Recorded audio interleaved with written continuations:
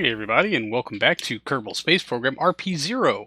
This is our live stream recap from last Wednesday, where we are continuing development on our Mars Direct Mars-based mission.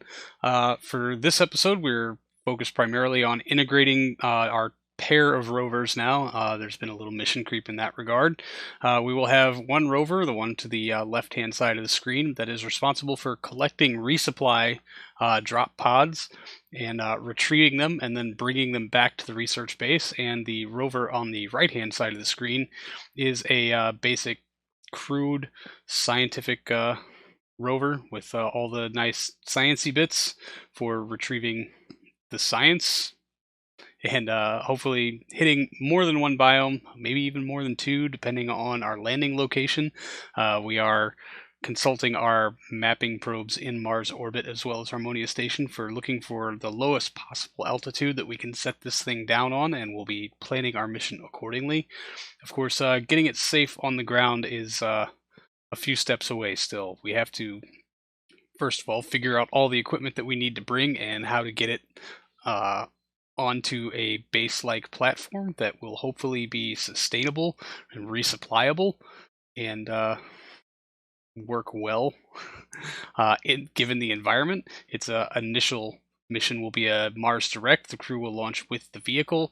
They will deorbit at Mars, set down on the surface, and carry out their mission, hopefully for upwards of a year, and possibly longer, depending on how well our resupply drops go. But that plan we will save for another live stream. I've kind of got some solutions figured out in that regard, but I've done a little testing, but again, we'll get to that later. So currently, we're trying to figure out how to make it so these rovers could fit within the profile of the bottom of the base itself, and thus be shielded from airflow during its can't really call it re-entry because you have to exit before you can re-enter. Before its landing phase, and keep the airflow from basically tearing them apart. So my initial idea was to use these gantry rails in conjunction with these door hinges to keep them tucked in when needed, and then push them outward and then down to deploy them safely onto the surface. Part of this is going to be we need to move these engines around. They were here kind of just for TWR assessment purposes. This is not going to be the final engine layout. That will come much, much later, but we've got an adequate footprint established, so it's probably time to get outside and give this a little test run. So here's old me. I try not to run the Astros for a million years. Of course it's nighttime. Why wouldn't it be nighttime? Physics and... Hey, it didn't smash itself. That's pretty cool. Alright, rover loader. Oh, the gantry rail is moving, but we're not apparently on it. Oh, we are. Maybe I was just being impatient? I guess the speed of the hinge and the speed of the gantry rail don't quite line up.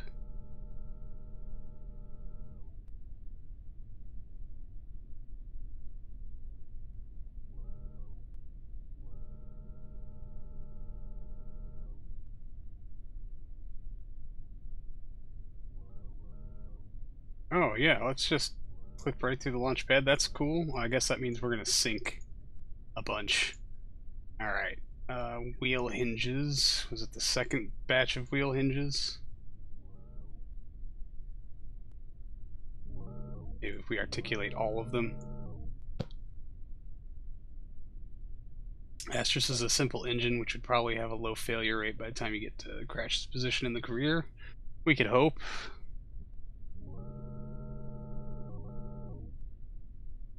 Alright, are any wheels clipping? No, but it looks like we're just going to ride the chassis. That makes me sad. A dunk. Switch over. Reverse. Okay, not too much, not too much, not too much.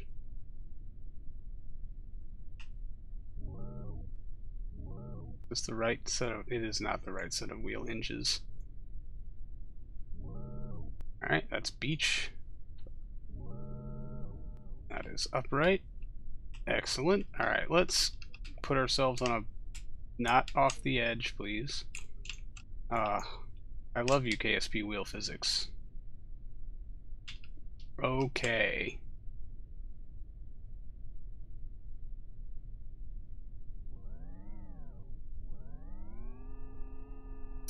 Just saw that one coming.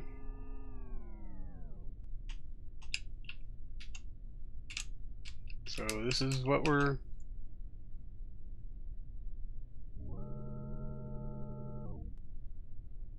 Alright. Thanks to extensive testing, I figured out how to write this thing in most any mode. Oh, why did I do that?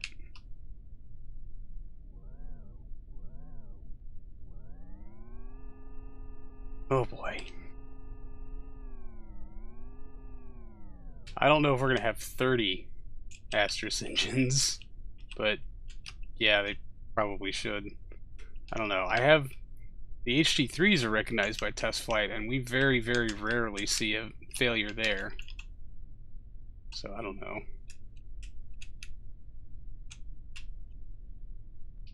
Wow. Okay. I don't know what did that, but I guess I had planned on putting the loading docking port here. And I don't know if that's going to work. So.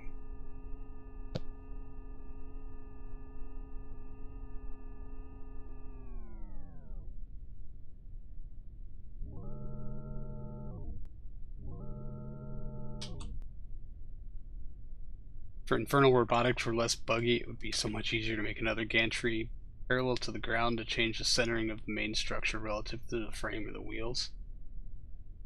Yeah, if IR were less buggy, all of this would go so much easier. Alright, control from here. Let me just see if I can drive up on this ramp, although I'm not sure it's going to be a thing.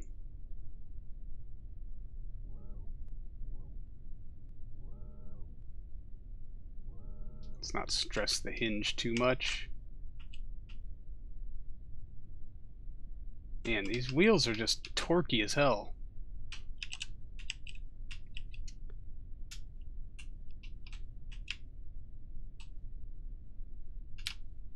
Okay, we can drive up it, even if I'm just not very good at it.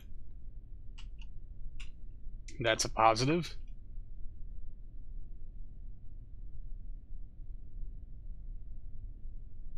Short wheelbase suggests not today, Broham. Yeah, fair. And if, I don't know, I should probably be testing this on the runway where I have a lot more of an approach, as opposed to, you know, having to creep up on it like this. But I think we're honestly probably going to need a different pad. I don't know. I could probably just put multiple docking ports around the ring, and that would be a lot easier to approach. So I think that's probably a much better plan. I can spin the platform with RCS. And back now into the VAB. After establishing that this delivery system does in fact work, we want to make sure that our resupply rover can actually attach its resupplies to the base itself. Now, the testing I have been doing with the resupply rover involves resupply pods that are basically 2 meter by 1 meter and will be dropped independently from a separate mission, probably launched at around the same time. The individual canisters, like I said, will be 2 meter by 1 meter, and hopefully we'll be able to drop them somewhere near the base, although that's speculative at best, because I really have not figured out a good way to be accurate with those deliveries and trying to do targeted landings on Mars. But having seen the first platform work, I just copied it over, and we'll attach the science rover to the decoupler that we've positioned on it and move it up and out of the way. It will take a little, I don't know, adjusting, as it does have kind of a different profile than the resupply rover, but it does have a little bit better of a form factor, but we've decided to move these life support tanks off the habitation module and onto the floor just to get the clearance that we need for the wheels. And then we can try to make these two rover platforms as symmetrical as possible, although they would probably have to be rebuilt and placed in symmetry exactly to make that actually a thing. I didn't feel like pulling off the rovers and trying to redo it, and inevitably a better suggestion would be brought up by chat anyway. But we need to simulate a resupply mission and make sure that the rest of these logistics will work, so we will build out a replica canister, fill it with things, and now I'll turn you over to Old Me. Did the 9th practical chemistry exams. Now you're watching a live stream at 1 in the morning. Sounds like a good day. God, chemistry. I failed that class a few times. I'm particularly bad at it. Alright. Edit groups. Rover loader.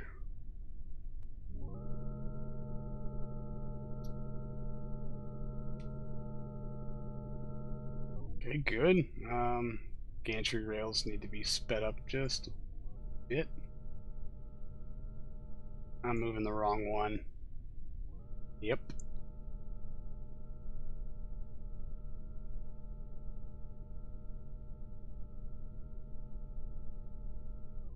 So I needed the gantry rail to get the ramp to clear. Otherwise it's clipping through, and that just, it generally just doesn't make me happy because it looks off. Rover looks like a cannon.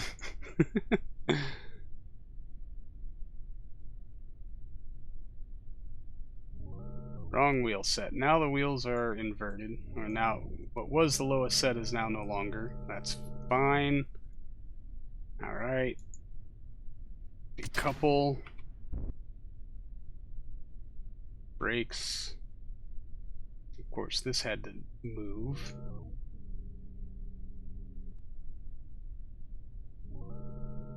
Oh, nope, wrong hinges. Now we're back to the very bottom group. How about some consistency, KSP? Yes, and with my mobile life support cannon.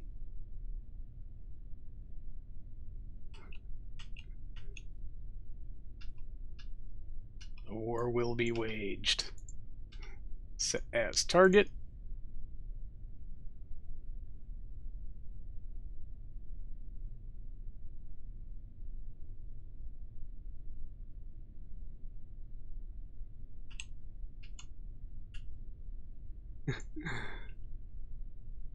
Crazy off, but okay. Nope, I'm steering the wrong way. Alright, how about this? Let's go control from here. Wow. Okay. How about control from here? There we go. That looks way less awkward. Why are the wheels... Oh boy. That's gonna make things interesting. Okay, so that's my dock arm gantry rail. Lower you down there.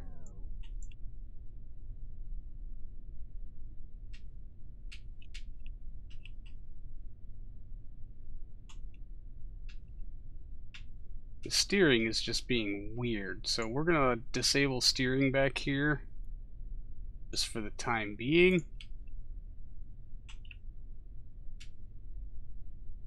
Bonk. And we should probably limit the acceleration on these things. Bonk. Are we too low? We're too low.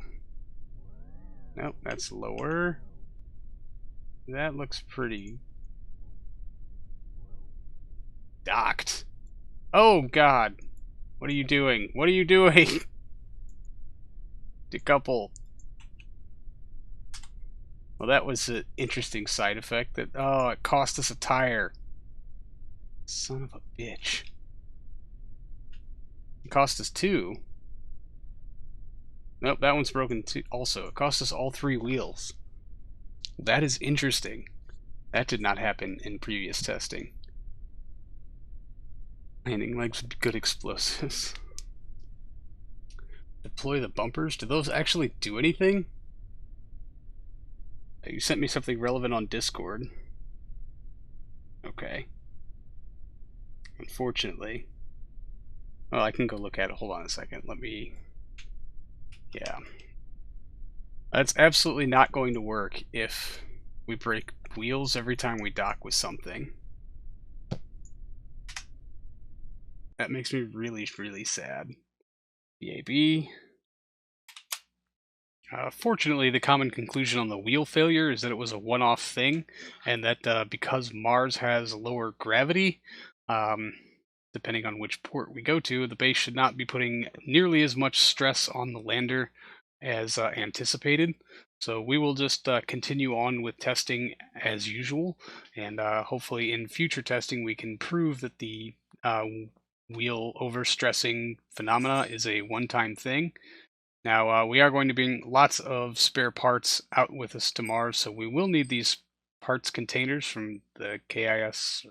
Yeah, I think it's from Kerbal Inventory System, not necessarily Kerbal Attachment System, though I don't know if they're the same mod now. But we will be bringing those, so we do need to allocate space for them. And we're also going to include a few more struts. We did notice that the lab tends to wobble quite a bit on loading, and that's only going to be made a whole lot worse when it actually hits the surface of Mars. But so we're going to just continue on with our next round of testing and make sure that we don't repeat the problem from last time. So once again, here's old me. Render. Smash. Okay. Rover loader. Should probably adjust the speed of that gantry rail. It is just not fast enough compared to that door hinge. It just creeps along.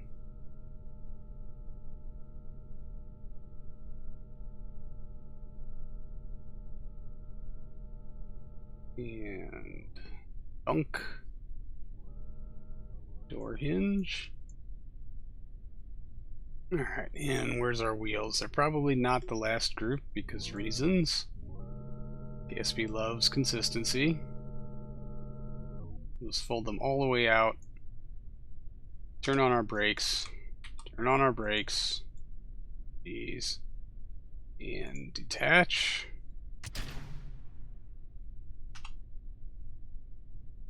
That worked out pretty well. Alright.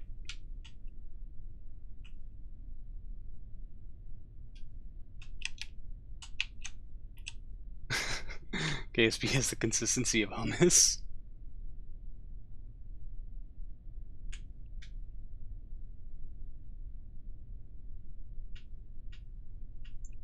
Let's try this again just to see what happens.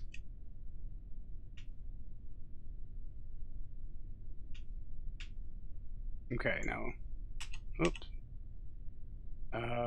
Deploy bumper. Yeah, let's look at it from this angle. Dock arm.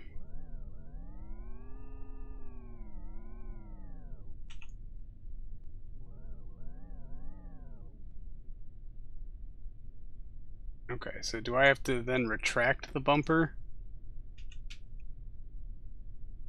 to complete hard dock?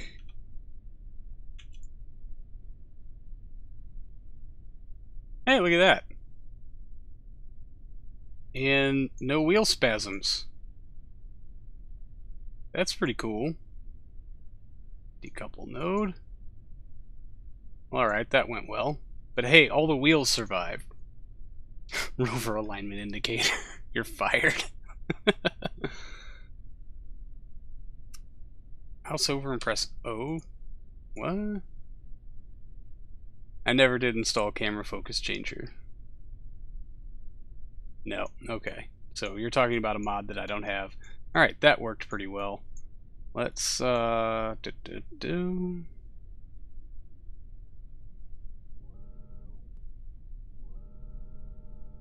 try to offload this just to make sure it's gonna work.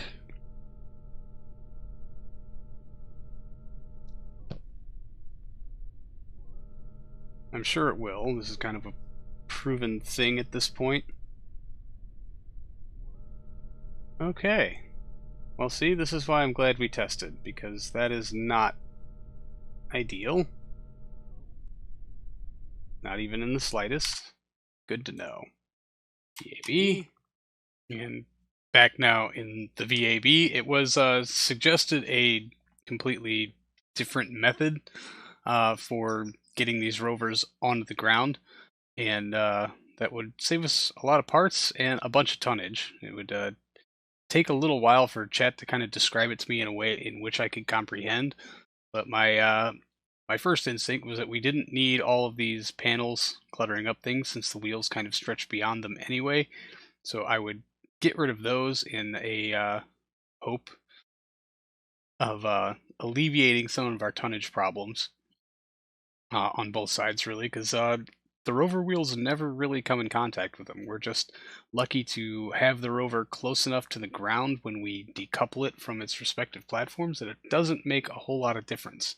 But what was suggested to me was just using something like a spacer arm to bring the rover up and away from the hinge so that the longer distance on the lever would mean that it would be placed further out as such, and then it dropping to the ground wouldn't matter as much, as we've already proven, so that we can in fact eliminate the gantry rail from the equation altogether, as it is kind of Kraken baity, doesn't really work all the time, and weighs more.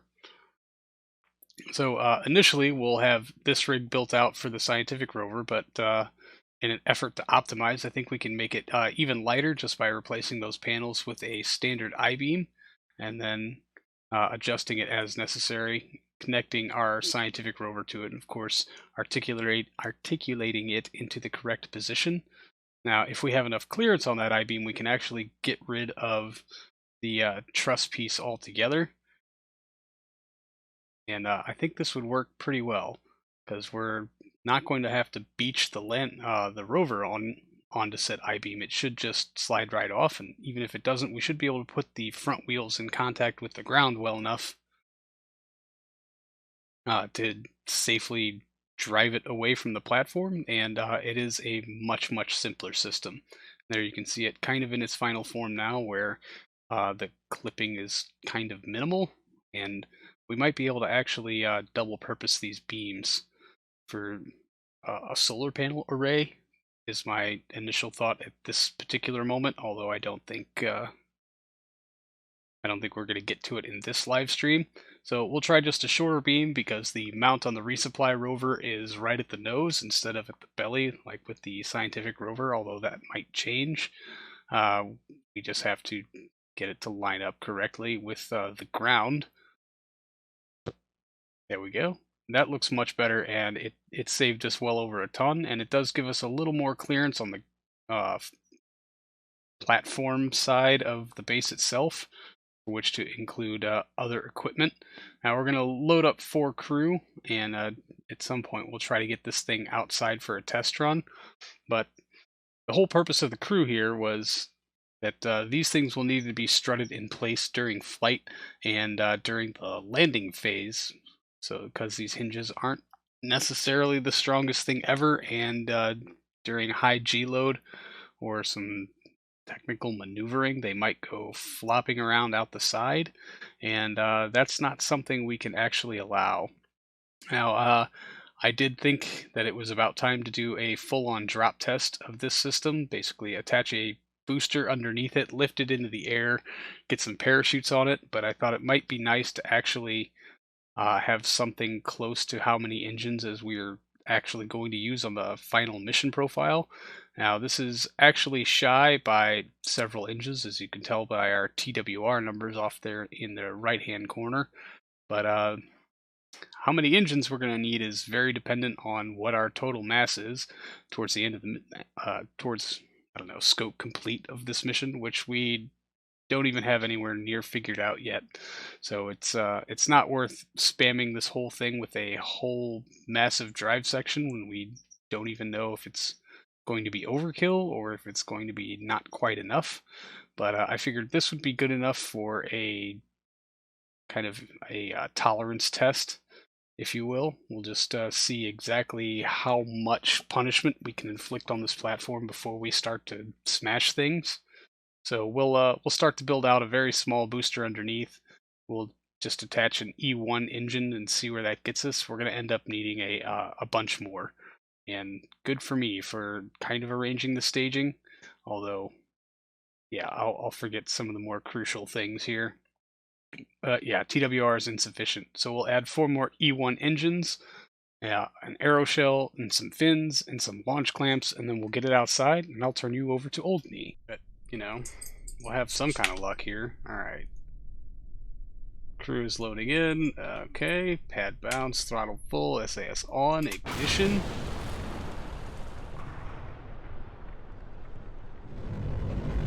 Good luck. Oh.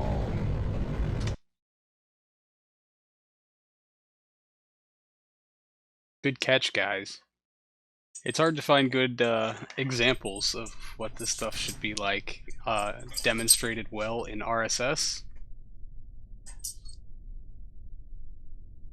So finding inspiration is becoming increasingly more difficult. Alright. Now then, SAS on, throttle full, ignition.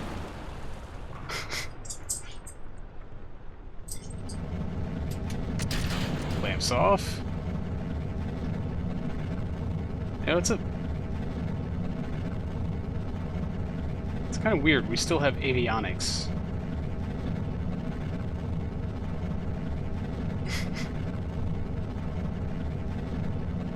What humanity has totally been capable of for decades, but chose not to bother doing. Alright, we're gonna start leaning a little north. Just a little.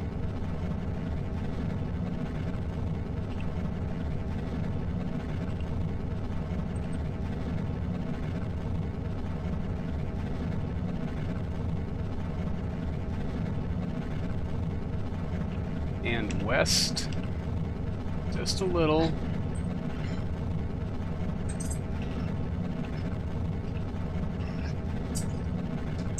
So maybe we'll keep this stage and use it to propulsively capture around Mars.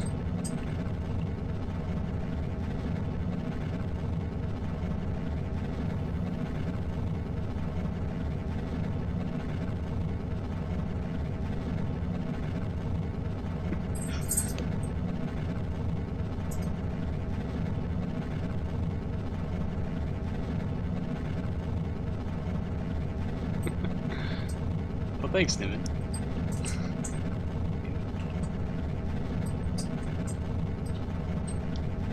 I don't know, I guess it depends on better.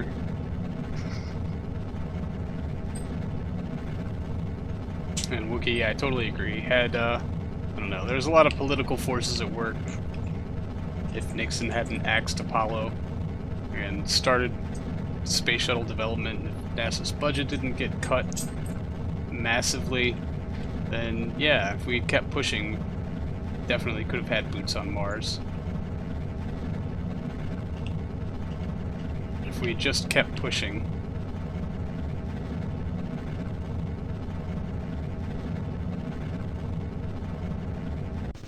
Alright, there's flame out. So let's go ahead and stage those off.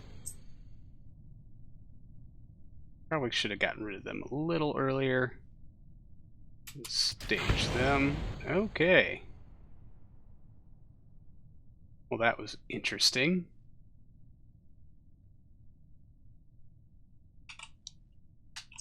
Move RCS to ARM. I'm not sure it's going to do us any actual good. But we'll try and get this whole thing pointed skyward-ish. Yeah, and that's all just ascent stage engines. Excellent.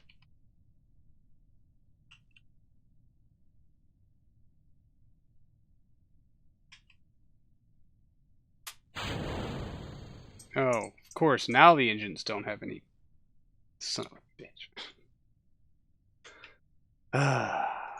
Yes. Well, at least they're still attached. We'll probably just have to let this do its thing for a little while. At least until we can deploy parachutes. Well, I'm not sure we want to. We're still technically over the water. I probably should have leaned into this a little more. If we do this whole test and land on water, I'm going to be real mad. By the time humanity realizes the resources on Earth are running out, that we have to reach out into space to get more of them, we might not have the resources left to develop a space economy and the like. Go back to the Dark Ages due to lack of energy/food. I hate to say it, but yeah, that might be a legitimate fear.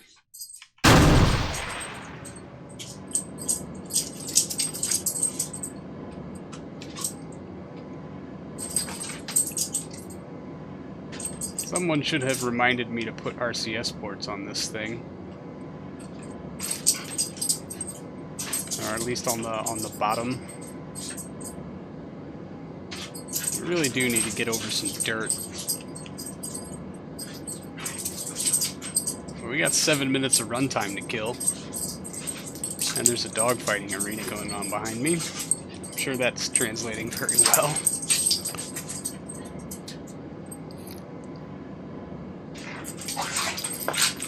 At least they're being playful.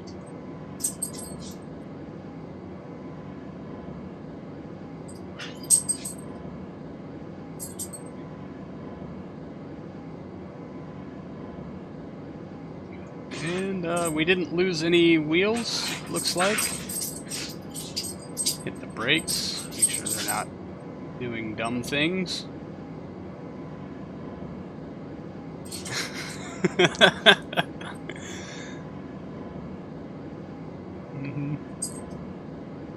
Hey, you know, like fitness tests or something.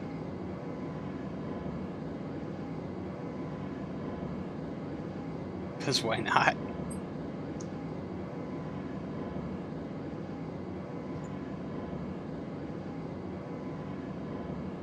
Yes, we did add parachutes, okay. Were you too busy with your brisket?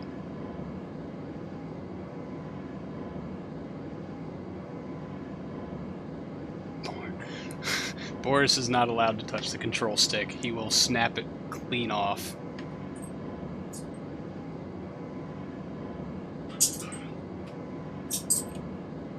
Nope, nope, nope, nope, nope, nope, nope, nope, nope, nope.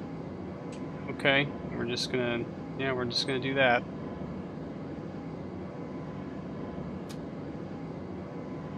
Parachute still. Deployment failed too high. Okay, can I just arm them?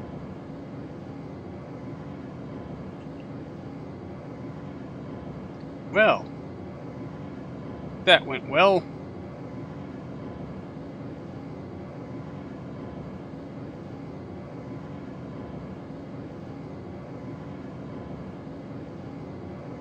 Oy vey. Arm.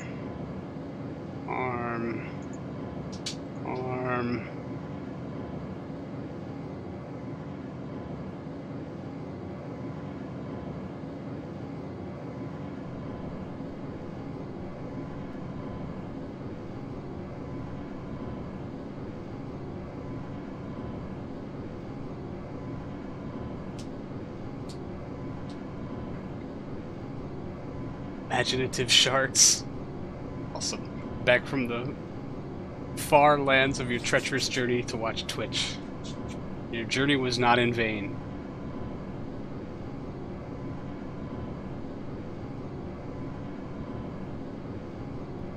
Hot enough incident. Okay, I have no idea what's going on.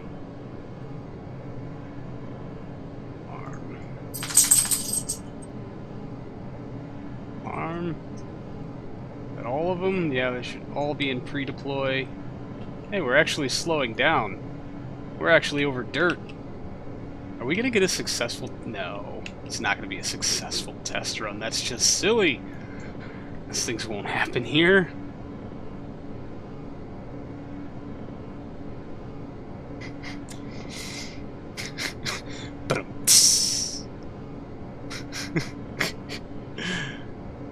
Oh, Wookie.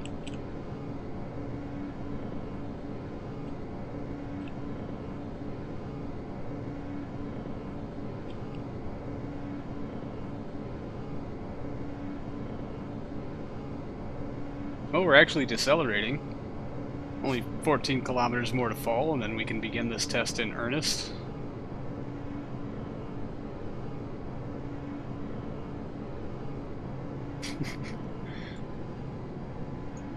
It's gotta look awesome to all the people who, like, live in this area.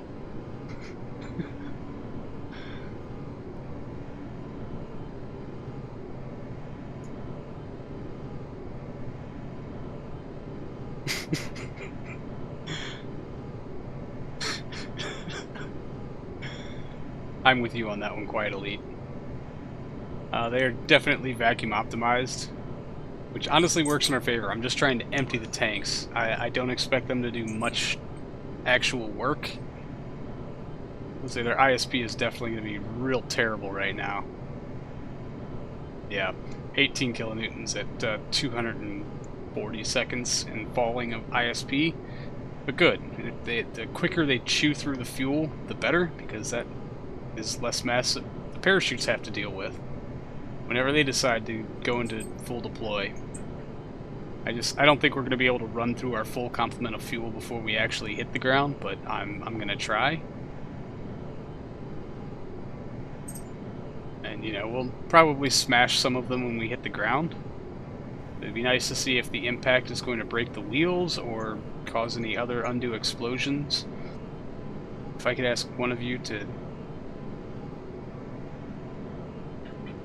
dedicate yourself to watching the G-force meter on impact.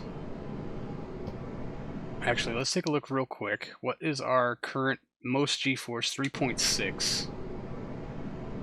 So, I don't know. We should be able to logically discern that the whole facility will survive 3.5 Gs pretty comfortably.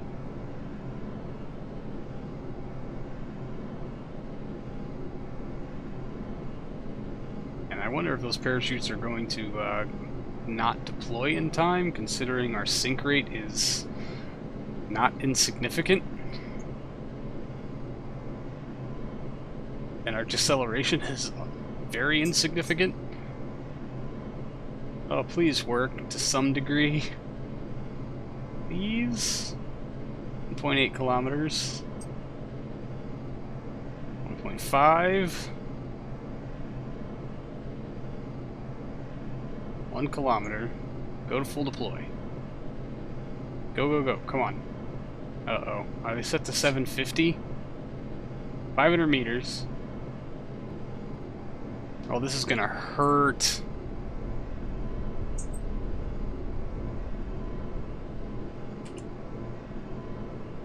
Oh! Okay.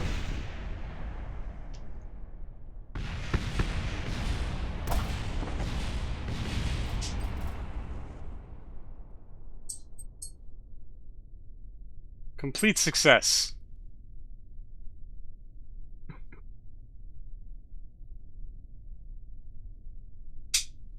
Yeah, that's true, Wookie. We don't actually need sea level optimized engines for landing on Mars because the atmosphere is just too thin. Okay, well, we can do exactly 1/10 of the testing I intended. But hey, look, the rovers survived. It looks like all the wheels survived too.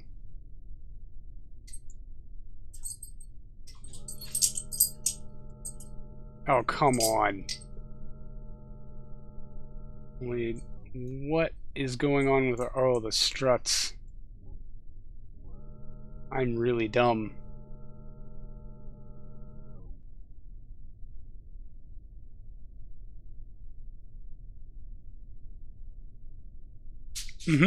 That's very true, Niman. And no one died, although only people in this pod can get out. So, Bill, if you could EVA, please, sir.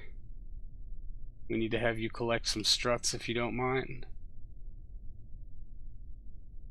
Oh. That was a dumb tool needed.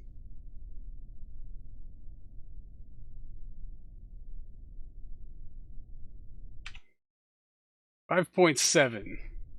So somewhere between 3.5 and 5. Else's inventory, nope.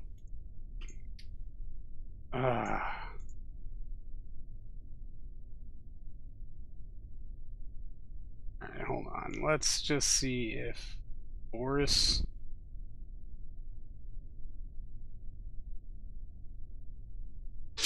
No one has a tool, huh?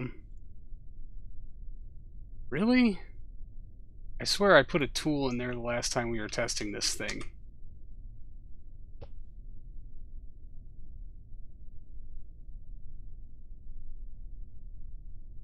Yeah, alright, that's a good enough idea. Let's just, no,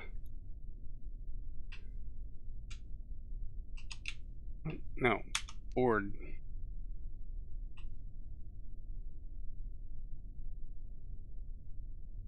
Okay.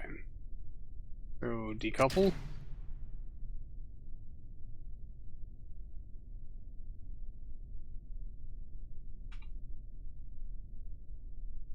Yeah, that worked.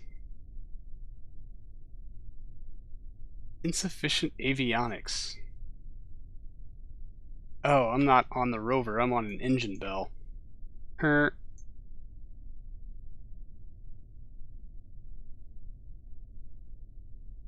Yeah, lots of things smashed together under here. Good times. Oh man, so much debris. Alright, Bill, why don't you just go ahead and get back inside? I don't know why you're climbing the ladder sideways, but okay. That works too.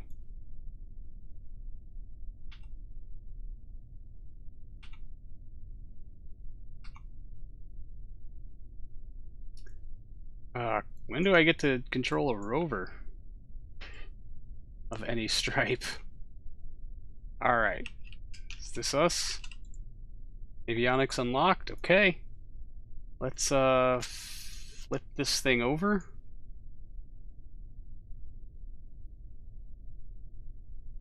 Not quite. Okay then. Wheel hinge.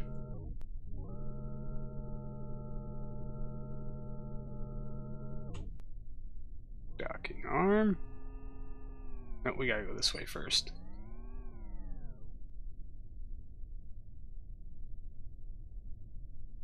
Can't have a submenu open while operating robotics. That's interesting. Activate.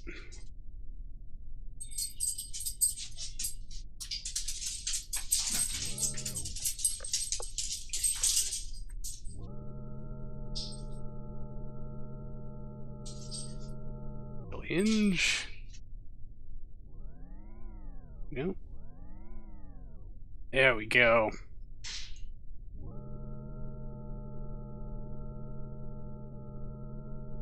And upright. Boom.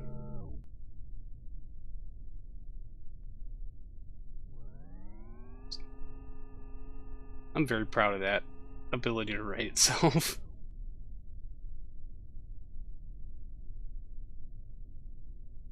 Brakes off. Alright, let's see if this works as well as we think it's not going to, especially considering it's off axis, but the likelihood that we're going to land on a hill is certainly non-zero. And for that we should be prepared. Did I set as target? Yeah, I did. Okay, let's back it on up. Deploy bumper.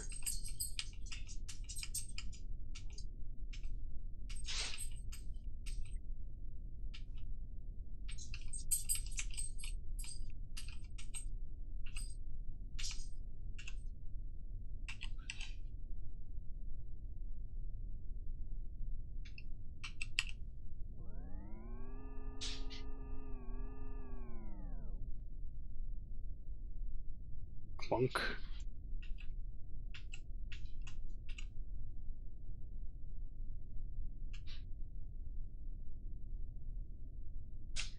Hey! Look at that. It still works, even being so off-axis-y. Decouple?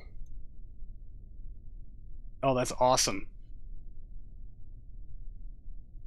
Ish. I mean, it would have been way better had everything worked the way it was supposed to, but, you know, I'll take it. Harsh landings and all. I mean, the big one, I don't know. The lab We need a better way to attach the lab so it's not so jiggly, I guess, is the word I'm looking for. I think that's exactly what we'll call that last maneuver, Wookiee. Alright, well, that was a, I don't know, 9/10 successful. We lost the lab, we couldn't test half the things we did, and I forgot to bring a drill. Perfect. But, alright guys, I'm going to have to leave it there for this one. I guess next week we'll probably be doing some refinements, maybe, actually probably a lot of drop testing. I'm very happy with how these rovers attach.